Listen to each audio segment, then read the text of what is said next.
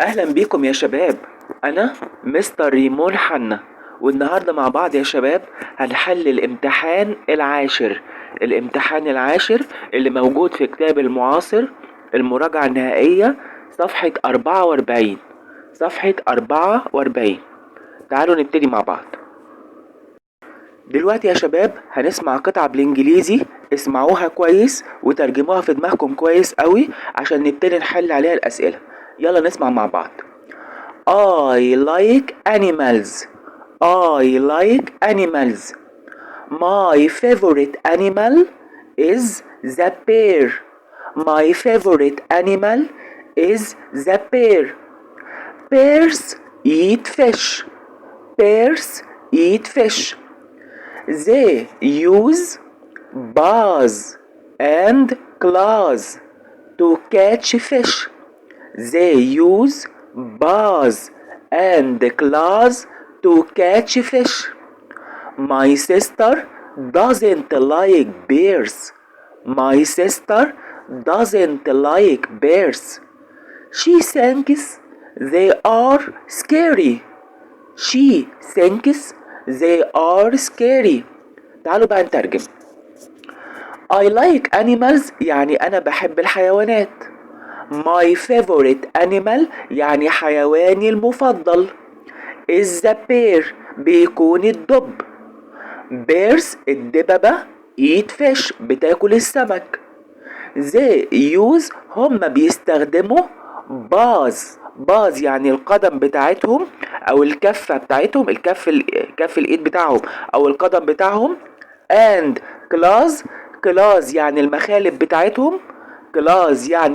بتاعتهم to catch fish لكي يصطادوا السمك. My sister أختي doesn't like مش بتحب الدببة.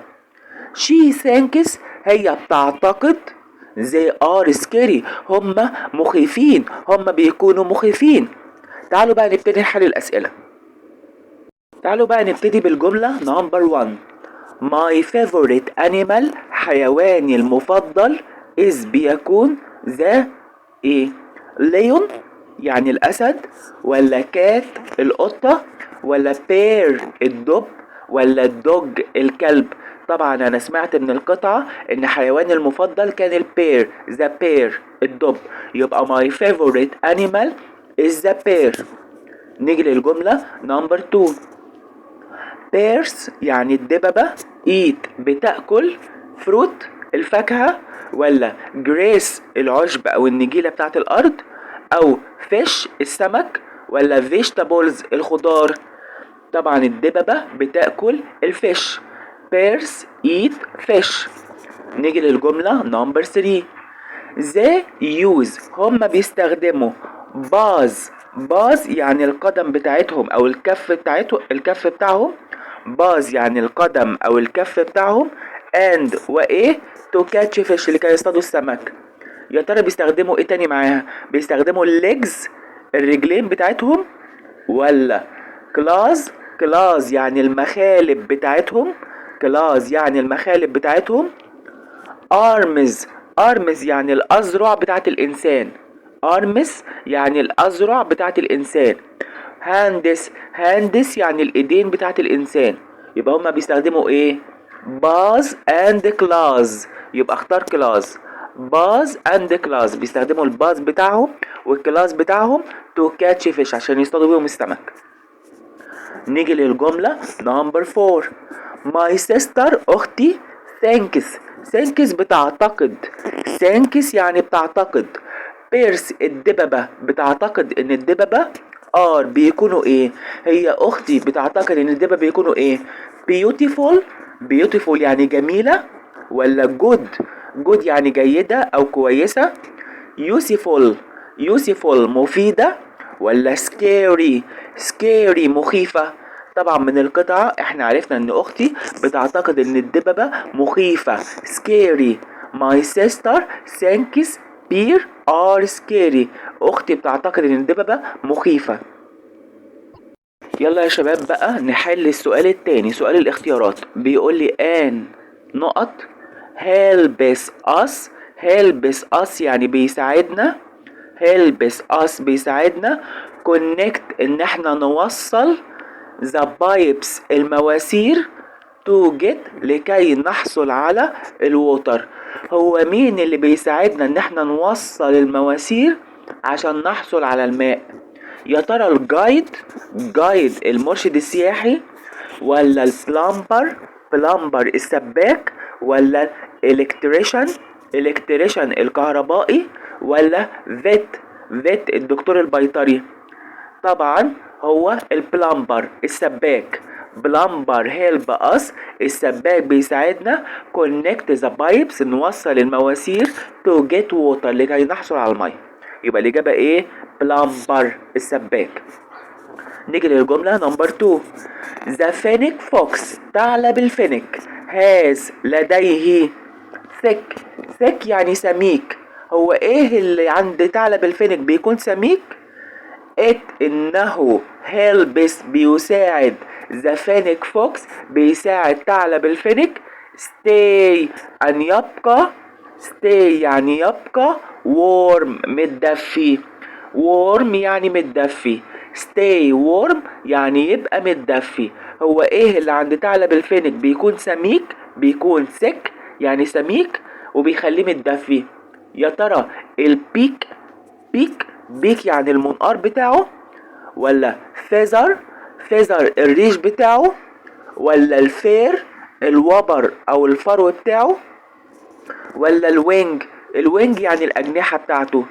طبعا ثعلب الفينيك عنده thick fair فرو سميك. thick fair يعني فرو سميك. it helps the fennec fox stay warm بيساعد ثعلب الفينيك انه يبقى دائما. يبقى اختار ايه؟ fair. نيجي للجملة نمبر 3. camels يعني الجمال، وحط فاصلة. حط كده فاصلة يعني عايز يقول لي الفاصلة دي معناها ايه؟ فينيك فوكس ثعلب الفينيك او ثعالب الفينيك. and وايه تاني؟ يبقى هو اداني كده الجمال وثعالب الفينيك. and يعني وايه تاني؟ بيكونوا desert animals يعني حيوانات. desert يعني صحراء. desert animals على بعضيها حيوانات الصحراء، بيكونوا من حيوانات الصحراء او حيوانات صحراوية. ايه تاني بيكونوا من حيوانات الصحراء؟ الريم جازلز غزلان الريم، ولا البيليكنز البجعة، ولا كاتس القطط، ولا كاوس البقر؟ طبعا ريم جازلز، عشان ريم جازلز كمان بتعيش في الصحراء. يبقى انا عندي الكاملز الجمال، والفينيك فوكس الثعالب الفينيك، والريم جازلز اللي هي غزلان الريم بيكونوا ديزرت انيمالز حيوانات صحراوية لانها حيوانات بتعيش في الصحراء. نيجي للجملة نمبر 4. he was sick هو كان sick يعني مريض. sick يعني ايه؟ مريض. so لذلك he went to هو ذهب الى ايه؟ هو الواحد لما بيكون تعبان بيروح لايه؟ office المكتب.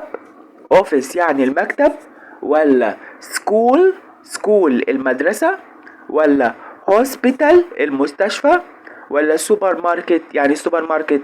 طبعا الواحد لما يكون تعبان بيروح للهوسبيتال المستشفى. هوسبيتال يعني المستشفى. تعالوا بقى يا شباب نحل السؤال الثالث. بس قبل ما نحل السؤال ده يا ولاد هقول لكم شوية معلومات عن زهرة عباد الشمس. زهرة عباد الشمس ده يا ولاد دايما بتكون زهرة كبيرة. بتكون زهرة ايه؟ كبيرة. ودايما بيكون لونها اصفر، ودايما بتحتاج للشمس، بتحتاج شمس كتيرة جدا. عشان كده دايما تلاقوها بصة للشمس عشان بتحتاج شمس كتيرة. زهرة عباد الشمس دي يا ولاد بيكون جواها بذور. البذور دي فيها زيت. فيها ايه؟ زيت. يبقى زهرة عباد الشمس دي دايما بيكون فيها بذور، والبذور دي فيها زيت. الزيت ده بنسميه زيت عباد الشمس. زيت عباد الشمس ده ممكن نستخدمه ان احنا بنطبخ بيه. بنقلي بيه البطاطس، وبنعمل بيه الرز، وبنقلي بيه البصل. وزهرة عباد الشمس دي بتكون جميلة جدا. دي شوية معلومات كده لازم أن تكون عارفينها عن زهرة عباد الشمس، ودايما بتكون لونها أصفر. تمام، فهمتوا كده؟ تعالوا بقى نبتدي نحل القطعة اللي قدامنا دي. بيديني 5 كلمات، عايز نحط 4 كلمات منهم بس في النقط اللي موجودة في القطعة اللي قدامي. تعالوا نقرأ أول قطعة. أول كلمة useful. useful يعني مفيدة. drink. drink يعني يشرب. drink يعني يشرب. grow. grow يعني ينمو أو يزرع. grow يعني ينمو أو تنمو أو تزرع أو يزرع. oil. oil ليها معنيين، إما تيجي بمعنى بترول، إما تيجي بمعنى زيت. oil ليها معنيين، إما تيجي بمعنى بترول، إما تيجي بمعنى إيه؟ زيت. يلو. يلو يعني أصفر. تعالوا بقى نقرا القطعة. sunflower يعني زهرة عباد الشمس. sunflower زهرة عباد الشمس is big flower وردة كبيرة، هي عبارة عن وردة كبيرة. big flower وردة كبيرة. it's إنها always دائما in color في اللون الإيه؟ هي دايما زهرة عباد الشمس لونها بيكون عامل إيه؟ لونها دايما بيكون yellow أصفر، يبقى حط yellow. الجملة اللي بعديها sunflower زهرة عباد الشمس need بتحتاج a lot of الكثير من sun الشمس to لكي ايه؟ هي زهرة عباد الشمس بتحتاج للكثير من الشمس عشان ايه؟ عشان grow تنمو. grow تنمو، يبقى حط grow. الجملة اللي بعديها sunflower زهرة عباد الشمس seeds البذور، يعني بذور زهرة عباد الشمس also أيضا have لديها a lot of ايه؟ هي البذور بتاعت زهرة عباد الشمس لديها الكثير من ايه؟ برافو عليكم، لديها الكثير من الزيت. مش احنا قلنا ان البذور بتاعت عباد الشمس دايما جواها زيت كتير؟ زيت يعني ايه؟ يعني oil. برافو عليكم، يبقى اكتب oil. انزيم يعني فيها. and people والناس use it بيستخدموه for لأجل cooking طبخ. cooking يعني طبخ. a lot of الكثير من. كان kindness يعني أنواع of food أنواع من الطعام. kindness يعني أنواع foods يعني الطعام. such as يعني مثل. such as يعني مثل. rice الرز. fried potatoes يعني البطاطس المقلية. fried potatoes يعني البطاطس المقلية. and onions يعني البصل. يبقى احنا بنقلي بيه ايه؟ الزيت بتاع عباد الشمس ده اللي هو موجود في البذور بتاعت عباد الشمس، ممكن بنقلي بيه ايه؟ بنقلي بيه البطاطس المقلية، وبنعمل بيه البصل، نقلي بيه البصل، وكمان بنعمل بيه الرز. الجملة اللي بعديها it's انها very beautiful جميلة جدا and وايه flower بتكون زهرة ايه؟ زهرة useful مفيدة. useful flower زهرة مفيدة. useful flower زهرة مفيدة أو وردة مفيدة. يلا يا شباب نحل السؤال الرابع، سؤال القطعة. my dad يعني أبويا is بيكون an electrician كهربائي. he connects هو بيوصل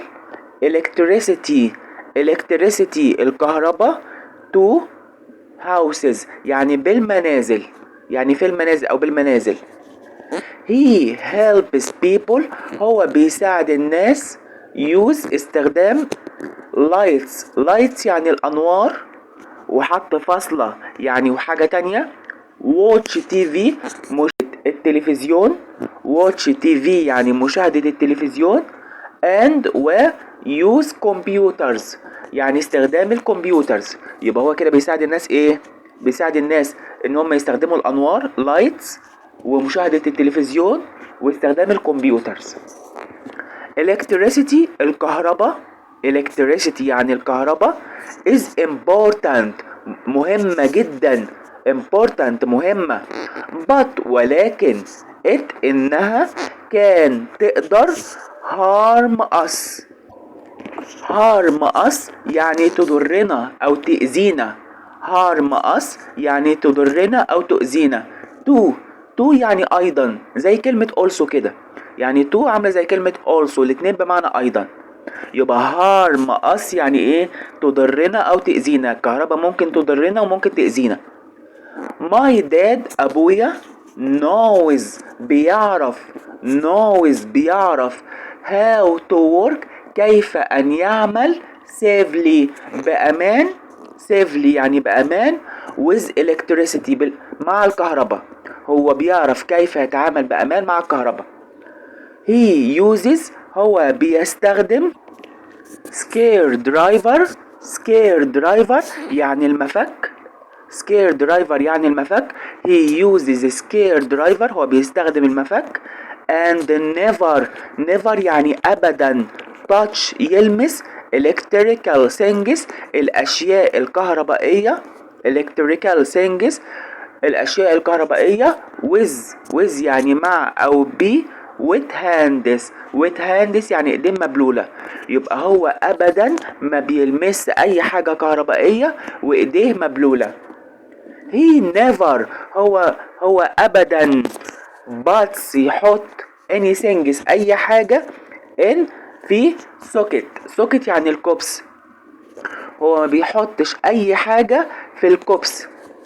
الجملة اللي بعديها electricity الكهرباء is very dangerous الكهرباء بتكون خطيرة جدا. الجملة اللي بعديها if يعني لو أو إذا we get يعني إحنا حصلنا على electric shock يعني صدمة. electric يعني كهربية. electric shock يعني صدمة كهربية. لو إحنا حصلنا على صدمة كهربائية يعني لو حصل لنا صدمة كهربائية we can't إحنا مش هنقدر control نتحكم. control يعني نتحكم our bodies يعني أجسامنا. our bodies يعني أجسامنا. الجملة اللي بعديها electricity الكهرباء كان بتقدر also أيضا burn us يعني تحرقنا. burn us يعني تحرقنا. تعالوا نبتدي نحل الجملة number 1. an electrician الكهربائي is بيكون person يعني الشخص who الذي connects بيوصل to houses بالمنازل أو بالمنازل. هو الكهربائي بيكون الشخص اللي بيوصل بالمنازل water المية ولا جاز يعني الغاز أو البنزين ولا electricity الكهرباء ولا pipes المواسير. طبعا هو بيوصل لنا electricity الكهرباء. طب الجملة number 2 the underlined word يعني الكلمة اللي تحتها خط اللي هي harm يعني يؤذي أو بيضر. means معناها ايه أو المرادف ليها ايه؟ بص يا ولاد كلمة harm معناها أو المرادف ليها كلمة hurt يعني يجرح أو يؤذي. تاني كلمة في الاختيارات hurt يعني يجرح أو يؤذي، وكلمة harm يعني يجرح أو يؤذي أو يضر. يجرح أو يؤذي أو يضر الكلمتين ليهم نفس المعنى. يجرح يؤذي يضر. كلمة harm هي كلمة hurt. كلمة harm هي نفسها كلمة ايه hurt. طب بقية الكلمات معناها ايه؟ كلمة clean يعني ينظف. كلمة refresh يعني ينعش. يعني ايه ينعش. طب كلمة care يعني اهتمام او رعاية. كلمة care يعني اهتمام او رعاية. طب نيجي للجملة نمبر 3 بيقول لي ايه what tool يعني ما او ماذا tool الاداة يعني الاداة does the electrician use الكهربائي بيستخدمها. هو الكهربائي بيستخدم ايه هي الاداة اللي بيستخدمها؟ اكتب له المفك scare driver اكتب له المفك. يبقى الكهربائي بيستخدم ايه scare driver المفك. تعالوا نحل السؤال الرابع. بيقول لي summarize. summarize يعني لخص. summarize يعني لخص. الكلمة دي دايما هنلاقيها في أسئلة القطعة، احفظوها زي عينيكم.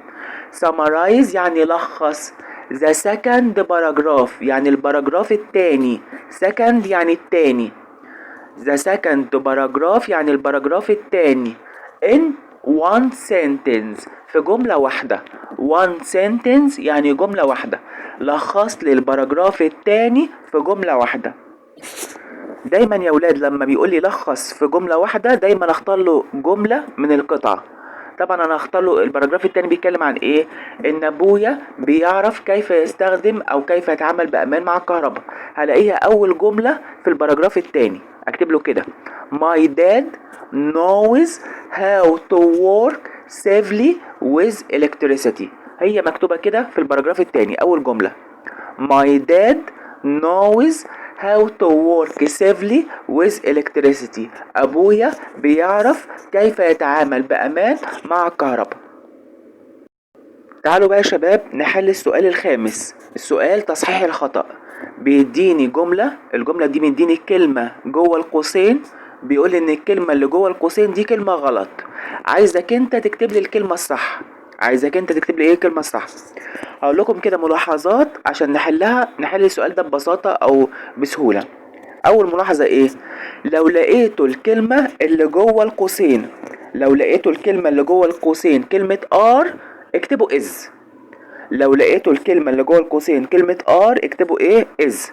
طيب الملاحظة التانية، لو لقيتوا اخر الجملة رقم وبعديه ام او سي ام او كي جي، لا اما سي او سي ام او كي جي، دايما اكتبوا الكلمة اول كلمة عايزها في الجملة كلمة هاو. دايما اكتبوا ايه؟ كلمة هاو. تاني، لو لقيتوا اخر الجملة رقم وبعديه ام او سي ام او كي جي، اكتبوا دايما اول كلمة في الجملة كلمة هاو. كلمة ايه؟ كلمة هاو. طيب الملاحظة الثالثة، لو لقيتوا الكلمة اللي جوه القوسين كلمة موست، الكلمة اللي جوه القوسين كلمة موست اكتبوا مور. لو لقيتوا كلمة موست جوه القوسين اكتبوا ايه؟ كلمة مور. طيب لو لقيتوا الكلمة اللي بعد القوسين اوف اكتبوا in front عشان تبقى in front of يعني امام. لو لقيتوا الكلمة اللي بعد القوسين كلمة اوف اكتبوا ايه؟ in front عشان تبقى الكلمة على بعضيها in front of يعني امام. تعالوا نطبق بقى الملاحظات دي على الجمل اللي قدامي. بيقول لي this يعني هذا ايه؟ my car عربيتي. يا مستر احنا لقينا الكلمة اللي جوه القوسين كلمة ار، يبقى نكتب is. برافو عليكم، يبقى this is my car. طيب الجملة التانية مديني نقط، يعني عايز اول كلمة طول يعني طويل. is the horse يعني طول الحصان، وعلامة استفهام ومديني 1.8 ام يعني متر. ام يعني ايه؟ متر. يا مستر احنا لقينا اخر الجملة رقم وبعديها ام، يبقى اكتب ايه؟ هاو. اكتب اول كلمة في الجملة هاو طول يعني ما طول الحصان. هو قال لي 1.8 متر. طب نيجي للجملة الثالثة، عادل is بيكون ايه؟ intelligent يعني ذكي، زي كلمة كليفر كده. كليفر يعني ذكي وانتليجنت يعني ذكي. intelligent يعني ذكي. زان يبقى أذكى من وائل. يا مستر احنا لقينا كلمة موست جوه القوسين، لو لقيتوا كلمة موست هي الكلمة اللي جوه القوسين اكتبوا كلمة مور. اكتبوا كلمة ايه؟ مور. يبقى عادل اكثر ذكاء من وائل. طيب نيجي للجملة نمبر 4، ذا تنت يعني الخيمة is بتكون ايه؟ اوف ذا كار يعني العربية. يا مستر احنا لقينا كلمة اوف جاية بعد القوسين على طول، يبقى اكتب in front عشان تبقى ايه؟ ذا تنت الخيمة is بتكون in front of امام ذا كار العربية. تعالوا يا شباب نحل السؤال السادس، سؤال البانكتويت، علامات الترقيم. تعالوا نقرا الجملة مع بعض. how big يعني ما حجم is the flower، ما حجم الوردة. هي دي جملة عادية ولا سؤال؟ دي سؤال يا مستر. تمام، تعالوا بقى نكتب الجملة تاني بعد ما نغير فيها علامات الترقيم. اول حاجة اول حرف في الجملة حرف الاتش ده هنعمله كابيتال. هنعمله ايه؟ كابيتال. وبعد كده نكتب الكلمة زي ما هي، نكتب بقية الجملة كلها زي ما هي، ونيجي اخر الجملة نعمل علامة استفهام. ليه؟ لانه سؤال. لو كانت جملة عادية كنا حطينا نقطة، لكن عشان دي سؤال نكتب علامة استفهام. تعالوا بقى يا شباب نحل السؤال السابع. بيقول لي اكتب لي باراجراف عن being healthy. being healthy معناها أن تكون بصحة جيدة. being healthy معناها أن تكون بصحة جيدة. وبيقول لي كمان وانت بتكتب باراجراف عن أن تكون بصحة جيدة، دخل كلمة do sports. do sports يعني مارس الرياضة في جملة. do sports مارس الرياضة.